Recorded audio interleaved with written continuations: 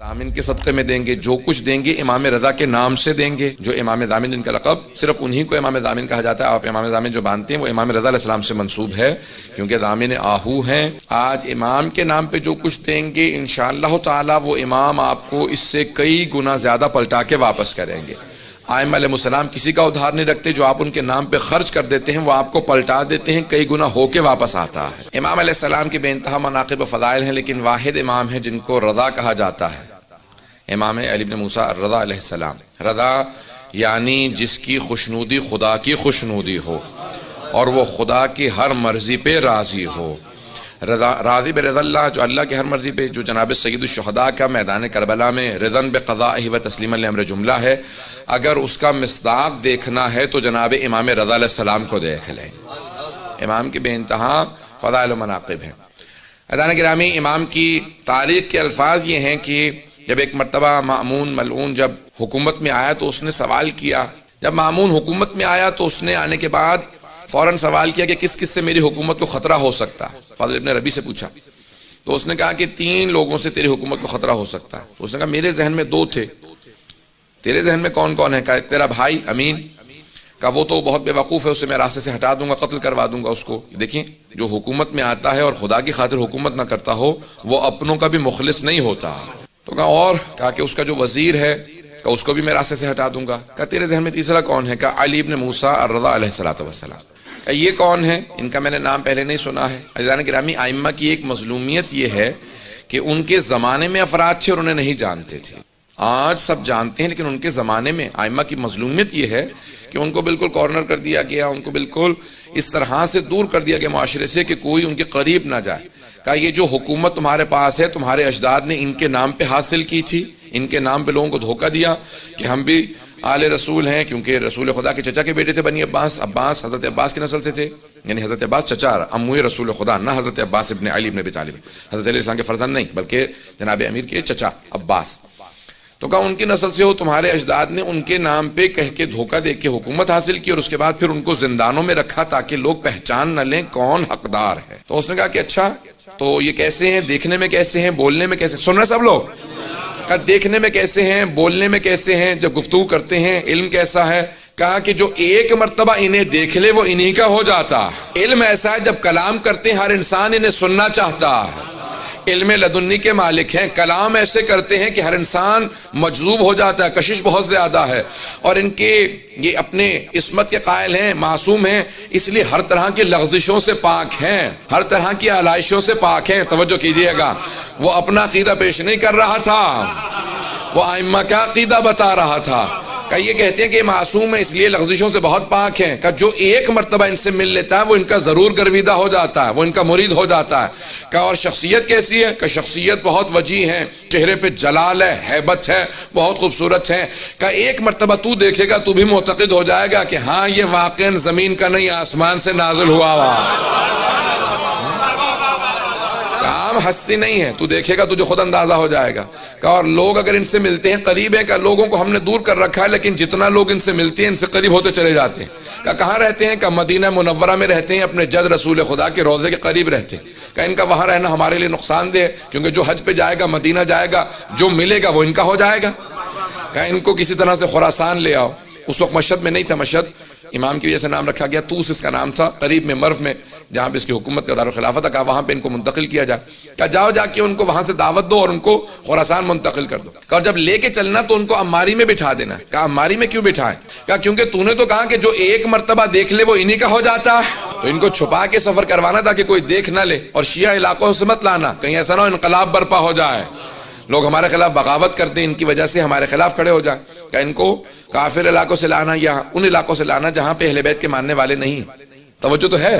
جب سفر شروع ہو گیا یہاں سے گئے، امام سے کہا کہ آپ خراسان میں آپ کو طلب کر لیا گیا. امام نے اپنے سارے بہن بھائیوں کو جمع کیا، بنی ہاشم کو جمع کیا، سادات کو جمع کیا، اور کہا دیکھو جس طرح سے جناب امیر جب گئے تھے نا مدینے سے تو جانتے تھے میں پھر واپس کوفے سے نہیں آؤں گا، جس طرح سید الشہداء گئے تھے جانتے تھے، اس طرح سے میں بتا رہا ہوں کہ میں واپس نہیں آؤں گا، یہ میرا آخری سفر ہے اور اسی کے اندر میری شہادت ہو جائے گی سفر میں. اور امام نے سب کو جمع کیا، کچھ وصیتیں کی اور چلے. جب سفر میں جانے لگے تو سب بہن بھائی بہت امام کے، خصوصاً حضرت معصومہ جو بہت زیادہ محبت کرتی تھی بھائی سے ملی، سب بہنیں بھائی رونے لگے.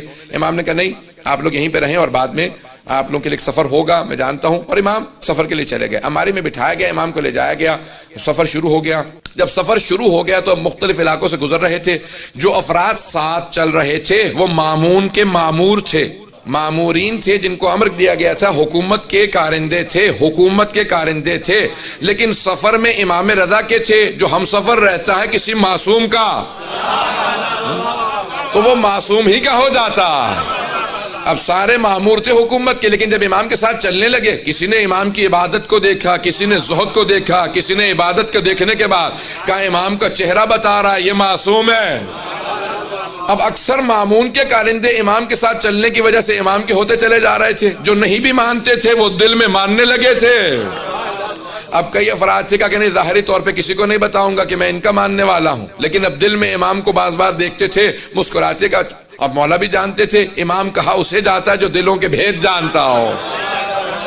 اب امام کے ساتھ جو حجت خدا ہو وہ جانتا ہے دل میں کیا۔ امام سفر میں ہے، مختلف سفر کے احاطوں کے اندر امام کو ایک مرتبہ نیشاپور کے اندر جب پہنچے، نیشاپور اس وقت مرکز تھا علم کا، بہت بڑے بڑے علماء شیعہ سنی وہیں نیشاپور سے گزرے ہیں، سب کے ذہنوں میں واقع ہے، مجھے صرف اشارہ کرنا ایک نتیجہ دینے کے لیے۔ اس مقام پہ 16,000 یا 18,000 محدثین جمع ہو گئے، اور سب کے سب ایک بات سوچ رہے تھے کہ عرب کا بہترین خاندان بنی ہاشم ہے، اور ایران کا جو بہترین خاندان تھا شاہی خاندان، اس کی بیوی جناب شہربانو بنی ہاشم کے بہترین حسین سے بیاہی گئی۔ آنے والا عرب و عجم کا بہترین فرد ہے۔ تو اب بہت سے لوگ محبت میں ملنے آئے تھے، بہت سے تعصب میں ملنے آئے تھے، بہت سے نیشنلزم کی وجہ سے مل رہے تھے۔ اگر توجہ ہو کہ بھی خون بہترین خون ہے، بہت سے عقیدت کی وجہ سے ہر آدمی آ رہا تھا، کوئی شیعہ تھا جو نہیں بھی تھا کہ یہ فرزند رسول ہیں، ان سے ایک حدیث سننا چاہیں گے۔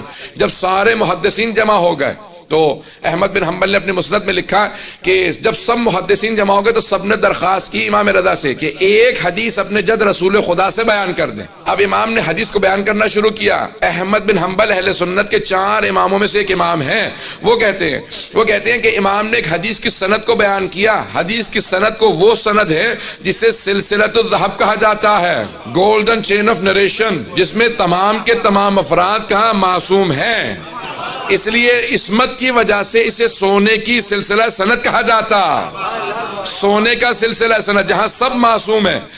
امام احمد بن حنبل کہتے ہیں، اہل سنت کے امام، وہ کہتے ہیں کہ اس حدیث کے الفاظ کو نہیں، صرف اس کی سند کو اگر دیوانے پہ پڑھ دو گے تو اسے افاقہ ہو جائے گا۔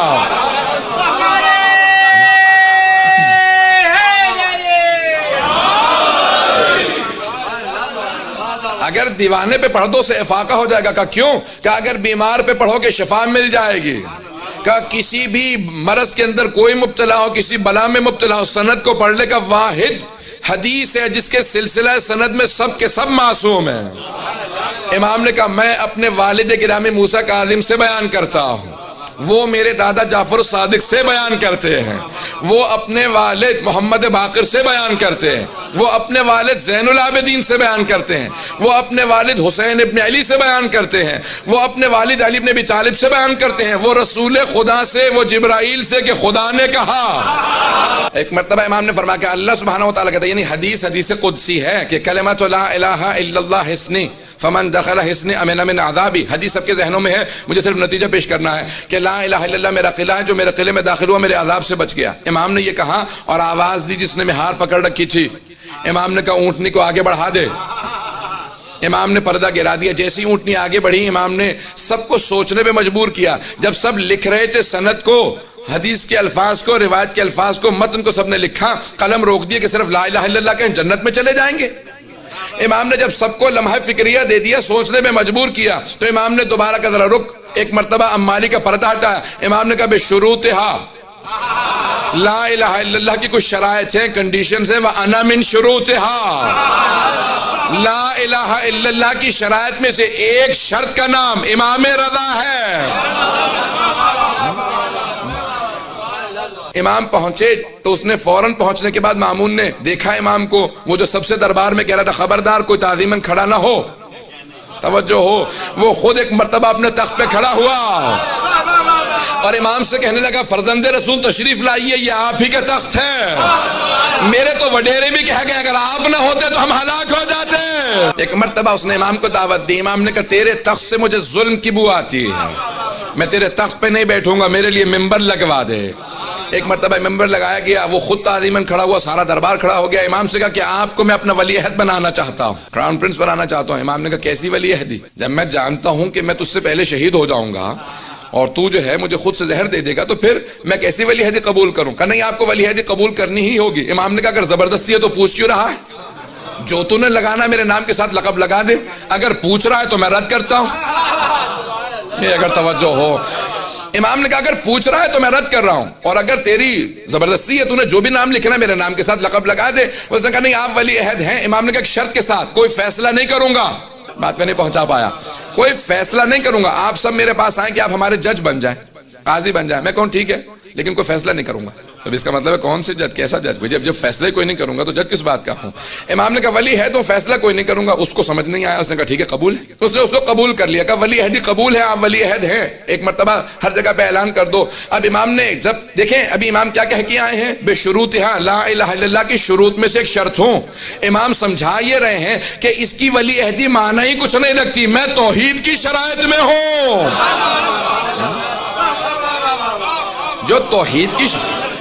جو توحید کی شرائط میں ہو, مامون کی ولی عہدی کیا معنی رکھتی ہے؟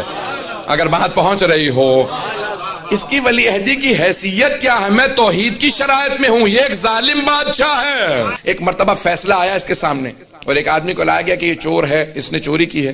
تو اس نے مامون نے فوراً چور سے سوال کیا, کہا بھائی واقعاً تم نے چوری کی ہے؟ اس نے کہا ہاں چوری کی ہے. کہا جانتے ہو چوری کی سزا کیا ہے اسلام میں؟ کہا ہاں, ہاتھ کاٹ دیا جاتا ہے, حد جاری ہوتی ہے. کہا اچھا حد جاری ہوتی ہے, جانتے ہو پھر بھی چوری کی اور اقرار بھی کر رہے ہو؟ کہا ہاں حد جاری ہوتی ہے, لیکن کون حد جاری کرے گا, کون میرا ہاتھ کاٹے گا؟ تو نہیں پہنچا پا رہا. کہا تو میرا ہاتھ کاٹے گا؟ ہاں میں ہاتھ کاٹوں گا. تو نے سوال کیسے کر دیا کہ میں تیرا ہاتھ کاٹوں گا؟ کیوں نہیں کاٹ سکتا, میں حاکم وقت ہوں. کہا سن, تیرے باپ نے جو بیت المال سے پیسہ چرایا تھا, اس سے ایک کنیز کیوں خریدا؟ تو اس سے پیدا ہوا, تو پوری امت کی ملکیت ہے, حاکم نہیں ہے. خبردار میرے سے اونچی آواز سے بات نہ کرنا, میں امت ہوں, تو امت کی ملکیت ہے. اس نے کہا تو نے میری توہین کی ہے, جسارت کی ہے, تجھے سزا ملے گی, اور ہمارا ولی عہد فیصلہ کرے گا. امام سے کہا کہ آپ فیصلہ کیجئے. امام نے کہا کیسا فیصلہ؟ کہا آپ ولی عہد ہیں, آپ فیصلہ کیجئے. امام نے کہا میں نے تو پہلے شرط رکھی تھی کوئی فیصلہ نہیں کروں گا. بات واضح ہے, میں نے تو پہلے شرط رکھی تھی کوئی فیصلہ نہیں کروں گا. اس نے کہا کہ نہیں, آپ کو فیصلہ کرنا ہوگا, میرے پہ حرف آ رہا ہے اور آپ فیصلہ نہ کریں. امام نے کہا پھر سن, جو یہ کہہ رہا ہے وہ سچ ہے. جو بیت المال سے چرا لیا جاتا ہے وہ بیت المال ہی کا رہتا ہے. جناب امیر نے یہی کہا تھا نا اپنے پہلے خطبے میں, کہ اگر تم میں سے کسی کے باپ نے بیت المال سے پیسے چرا کے ماں کا مہر بھی دیا ہو تو میں واپس لے لوں گا. بیت المال سے چرا لیا جائے تو یہ نہیں ہوتا کہ بیت المال کی ملکیت نہیں رہتی. عزیزان گرامی, ائمہ علیہ السلام کا معیار بہت بلند ہے, تو ان کے شیعوں کا معیار اسی طرح سے بلند ہونا چاہیے. اگر بات پہنچ رہی ہو, اس پہ واہ واہ کہنے والے بہت کم افراد ہیں. عزیزان گرامی, ہمارے معیارات بہت بلند ہونے چاہیے. ائمہ کی عقیدت رکھنے کے نتائج ہونے چاہیے, ان کے اعتقاد, ان کی امامت پہ, ولایت پہ ماننے والے. ایک مرتبہ مامون نے سنا اور فوراً تخت سے اترا اور چلا گیا, اور اسی کے بعد اس نے فیصلہ کیا کہ اب میں ان کو زہر دے دوں گا. امام نے کہا مجھے اس بات کی پرواہ نہیں ہے, لیکن میں کبھی اپنی زبان سے کوئی ایسی بات نہیں کروں گا جس سے حق چھپا لیا جائے, ظلم کی تائید ہوتی نظر آئے. کبھی ظلم کی تائید نہیں.